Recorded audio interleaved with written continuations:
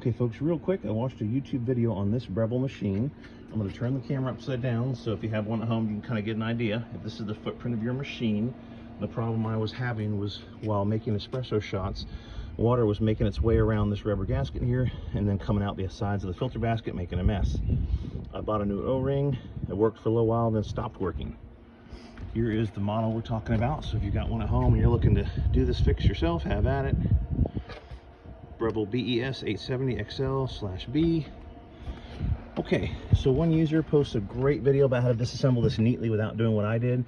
However, there was a comment in that video that made me think that, you know, for what I paid for this espresso maker, it was a refurb from Breville. Really wasn't worth hours of disassembling all sorts of panels here and items just to get to these 4 screws. So the problem the video I watched identified was that this collar here, which once you rotate your filter basket, it pushes it down into that gasket. This collar had worked itself loose by way of these mounting screws getting loose. So the collar wasn't pressing against the O-ring enough, therefore you had a leak, and replacing the O-ring did not fix the leak.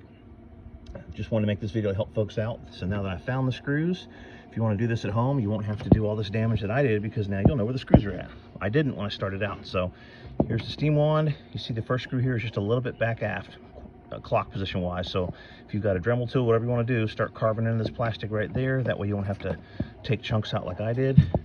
Up front by the panel here, if you look at this next screw, it's just about lined up here with the single espresso shot button. So there's an idea for you if you're just trying to find a good clock position so that you don't damage so much plastic.